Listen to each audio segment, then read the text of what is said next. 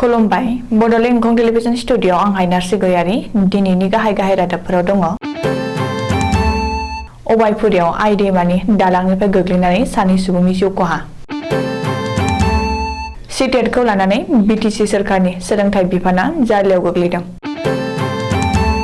मेघालयनि दाब्सनि जायगायाव हाब्रां गिसिखानानै सानै सुबुंनि जिउ खहा। 40 नं हादोरारि राजालामाया गोथेनानै दं। आयेन बेरेखायै रां दाबिग्रा सा 6 NLFB-निफ्राय होखारजानायफोरा सारेन्डार जाबाय। लुधियानानि कंग्रेस MP नवजोत सिंह बिट्टुआ गाहाय मन्त्री नरेन्द्र मोदीखौ लोगो हमदों। राजस्थानाव हिंसायारि जाथाय, सोमो गोमानाय सासे गथ'खौ पुलिसआ रैखा खालामदों। क'क्राझाराव बिब' बिनानाव सानैखौ जिनाहारि खालामना बुथारनाय दायनिगिरिखौ पुलिसआ हमबाय। दानिया फैदो आबुं रादाबाव।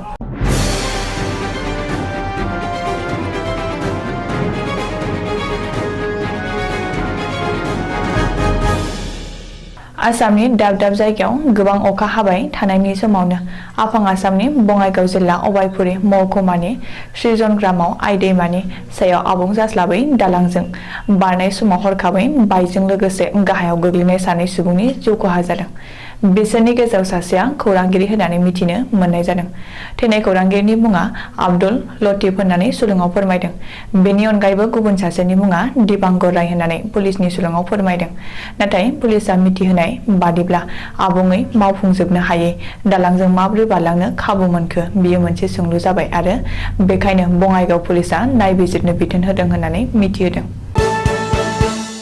आसामनि गुबुन गुबुन जिल्लानि गुबुन गुबुन फरायसालिफोराव आथिखालाव फोरोंगिरि थिसननाय खामानिया सोलिगासिनो दं। नाथाय दुखुनांथाव बाथ्रा दे बिटिसि सोरखारनि सोलोंथाइ बिफाना लांदां जानानै थानाय फोरोंगिरिनि मासियाव थिसननाय होनायाव माखासे जेंनाजों मोगा मोगि जानांदों। मख'नो गोनां दि थांनाय समफोराव सिटेट पास जानायफोरखौ जोगारनानै एस्टेट गोनांनिखौल' आर'जलाइ आजावनाय जादोंमोन। नाथाय बे बिथिङाव जायफोर बिजाथिया सिटेट पास जादोंमोन बिसोरो जोगारजानायनि दुखुजों खुद्रिनानै गुवाहाटी गोजौ बिजिरसालियाव PIL होनानै बिजिरनाय बिदोंमोन। बे बाथ्राखौ बिटिसिनि EM डक्टर नीलोद स्वर्गियारिया क'क्राझाराव खौरांगिरि मेल खुंनानै मिथिहोदों। अदेबानि फैगौ समाव थाबैनो बेफोर जेंनाया सुस्रांजानो हागौ होननानै डक्टर नीलोद स्वर्गियारिया मिथिहोदों। थाद'नाय गैयाजासे आथिखालाव खेथेब खेथेब अखा हाबाय थानायनि जाहोनाव मेघालयनि गासै दाब्सनि जायगायाव हाजोनि हाब्रां गिसिखानानै 40 नं हादोरारि राजालामाया गोथे जादों आरो सानै सुबुङा फबसिनजानानै जिउ गोमादों। सुलुङाव फोरमायनाय बादिब्ला मौसिनराम ओनसोलनि मावलाद दाउखि लिसिं गामियाव जायगा जायगा हाब्रां गिसिखादों आरो मावलाद गामिनि रहित सियार आरो तिबां तासां मुंनि सानै सुबुङा थैनो गोनां जादों। बेनि अनगायैबो गंसे अल्ट' गारि आरो गंसे बाइकआबो खहा जादों होननानै सुलुङाव फोरमायदों। आथिखालाव 40 नं हादोरारि राजालामाया आबुङै गोथेनायनि जाहोनाव थांलाय फैलाय हान्थामेलानि राहाया बन्द जानायाव जायगानि रायजो राजाया गोबां जार्लायाव गोग्लैदों होननानै मिथिहोदों। आयेन बेरेखायै रां दाबिग्रा NLFB-नि हगारजानाय सा 6 सुबुंफ्रा गावसोरखौनो आसाम सरकार आरो पुलिस बिफाननो गथायबाय। साननैसो सान सिगां आयेन बेरेखायै गुबुन गुबुन जायगायाव हरनि समाव न'खर न'खर हाबनानै हाथियार दिन्थिना रां दाबिबोनाय थानाय सुबुंफ्रा NLFB हानजानिफ्राय खारखोमानानै गुबुन मोनसे आफादाना गुबुननि न' दाखाथि हाबा मावबोगासिनो दंमोन। बिसोरो सा 6 सुबुंफ्रा दायो पुलुंखुनि अरनबारियाव दं होनना मिथिनाय जादों आरो गावसोरखौनो आसाम सरकार आरो पुलिस बिफाननो गथायबाय। सुलुङाव मिथिनाय बादिब्ला आयेन बेरेखायै हाथियार दिन्थिना रां दाबिबोनाय थानाय सुबुंफोरनि मुंफोरा फारियै सनितपुर जिल्लानि गेवलां बसुमतारी, क'क्राझार जिल्लानि तरुन बसुमतारी, चिरां जिल्लानि बिस्रय बसुमतारी आरो एलसन नार्जारी आरो क'क्राझार जिल्लानि तरुन बसुमतारी होनना मिथिनाय जादों। पान्जाबनि लुधियाना कंग्रेस दोलोनि MP रवनीत सिंह बिट्टुआ गोदान दिल्लीयाव गाहाय मन्त्री नरेन्द्र मोदीखौ लोगो हमदों।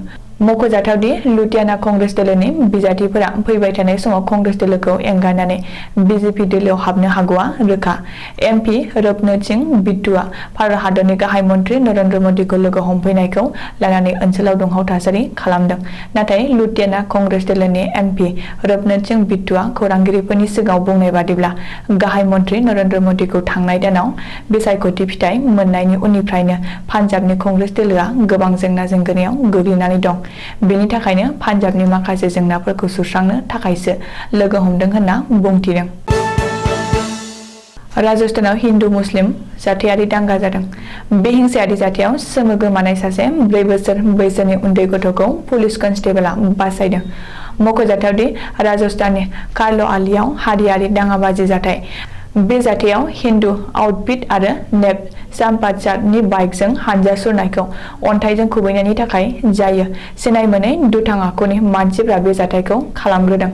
बे जाथायाव दाय गैयै ओनसोलनि सुबुंफोरनि न'-बां धोन सम्पथिफोरखौ खहा जादों लोगोसे खारग'नो हायैनि थाखाय गोबां सुबुंफ्रा गोब्राब जखम जादों। बेनि अनगायैबो सासे 4 बोसोर बैसोनि बिमा-बिफा गैजायै उन्दै गथ'खौ नेत्रन शर्मा मुंनि सासे पुलिस कनस्टेबलआ गावखौनो खैफोदाव दोननानैब्लाबो जोंब्लावनाय अरनि गेजेरजों बाम खांलायनानै रैखा खालामदों। सुलुङाव मिथिनाय बादिब्ला जाथायाव लोब्बा थानाय सा 46 दुथांफोरजों लोगोसे गंनैसो बाइक गारिखौ राजस्थान पुलिसआ हमबाय होनना मिथिनाय जादों। क'क्राझार जिल्लानि अबायकुसि गामियाव नखरसेनि सानै बिब' बिनानावखौ लांसुनिया दुथांफोरा जिनाहारि खालामनानै बुथारनाय दायनिगिरिफोरखौ पुलिसआ हमबाय।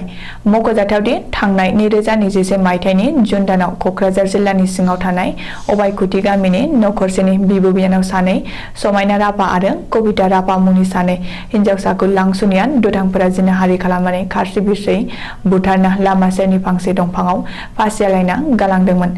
दायो पुलिसनि गोख्रों सन्देरनायनि गेजेरजों खास्रि-बिस्रियै जिनाहारि खालामनानै बुथारना गालांनाय दायनिगिरिफोरखौ हमनो हाबाय। दायो गुबुन गुबुन आफाद आरो गौथुमफ्रा जाथायाव लोब्बा थानाय गुबै दायनिगिरिफोरखौ आयेननि गेजेरजों गोख्रों साजा होनो खावलायदों आरो राभा आइजो काउन्सिलनि तलुटा गंगुनिया बिब' बिनानाव सानैखौ जिनाहारि खालामनानै बुथारना गालांनाय दायनिगिरिफोरखौ हमनो हानायनि थाखाय आसाम सरकार आरो BTC सरकारनिसिम गोजोननाय फोरमायदों। सुलुङाव मिथिनाय बादिब्ला समायना राभा आरो कबिता राभामोनखौ जिनाहारि खालामनानै बुथारना गालांनाय दायनिगिरिफोरनि मुङा फारियै फिरोजुल राहमान, नासिबुल आजली शेख आरो मजामिल शेख होनना मिथिनाय जादों। दिनैनि रादाबा एसेनोसै। गोजोन्थों।